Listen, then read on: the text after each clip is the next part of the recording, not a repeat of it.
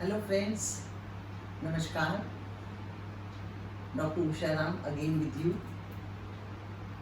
In our earlier two programs, we have discussed about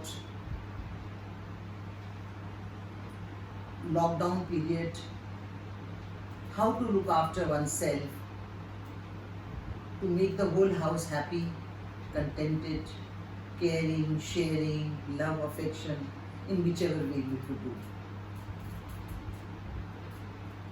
Now I feel that it's a time that we talk about principals and teachers, their emotional, their social, personal, so many issues are there.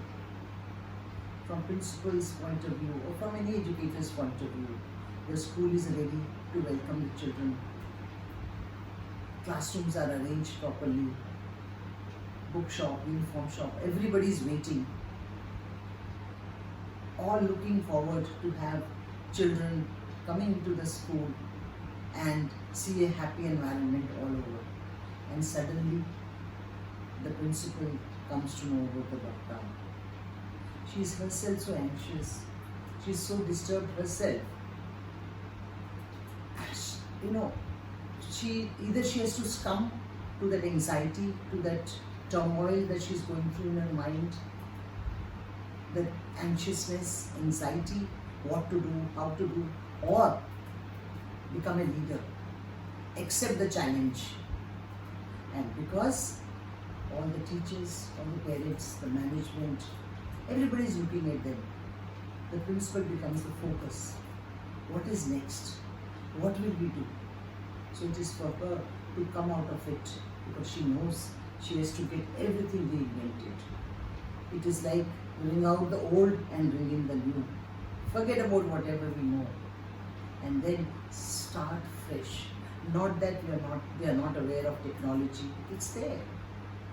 People have been talking about paradigm shift, but then paradigm shift at this level was not planned for, not even imagined. So she has to really prepare her teachers for it. Let aside the parents and the children. First is the teacher who is going to interact with the children because the technology is to be used. There has to be online classes, there has to be classes through Zoom. The syllabus and everything is ready. They are all ready. But suddenly they come to know there is no 12th standard paper happening because of the lockdown.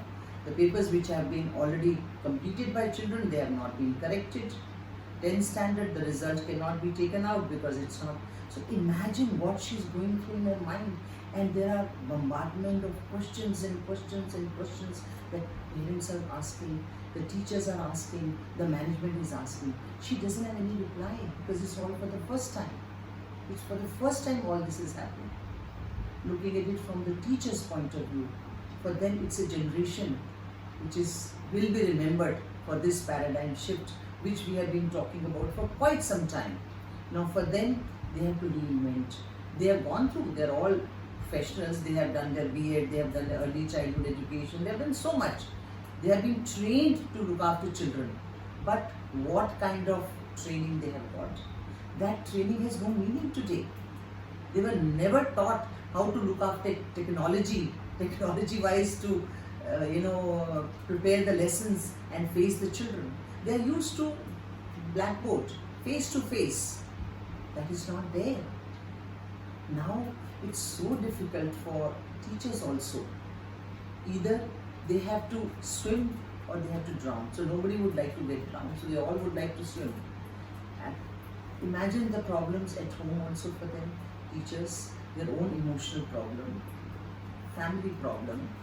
If they have the children, their problem, and then prepare themselves for these lessons because we have to, now what's happening, we have to unlearn and relearn. Everything that we know has to be forgotten. So we have to relearn. Of course, people are there to guide, principal is guiding, there are so many agencies which are helping. But everything has to be done by the teacher herself because she understands. No one understands the children more than the principal and the teachers. They know there is a spotlight syndrome. There are children that are very intelligent, but then They want to be in front, they want to be visible, they want to present themselves. How will they do it? So naturally there will be some kind of indiscipline.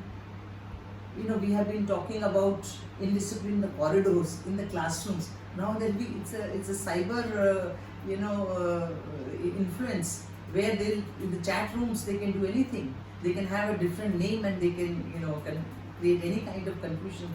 And to be very frank, the elderly people, that is for example the teachers and the principals, the children know more than them when it comes to this kind of thing. It has to be understood that teachers are going through, the principal is going through a real shift. They are preparing themselves, but it is going to take little time. Now, I have an example. I was just talking to one of the teachers yesterday, and a new teacher, just married also, and she said, "Ma'am, my difficulty is that I'm a trained postgraduate. I haven't taught for quite some time. It's just that I've started and all this has happened, and I'm all married just recently." But she says, "There's so much of work, I really don't know how to cope, how to look after my own emotions, my own family problems." She says, "Thank God, my husband is a computer engineer. He's helping me in developing the lessons that I'm giving. Otherwise, I really don't know." She says, I'm trying to be very honest, I really don't know. I've never been taught. Because the in-service training that is given even to the older teachers, it's not related to technology. It has always been related to how to face children, the blackboard, the new lesson plans, how, for example, experiential learning, collaborative learning, and so many other kinds of learning that we were doing, but never we talked about how to use just technology. It was only taken as a teaching aid, to pick up something from some place and then show it to children.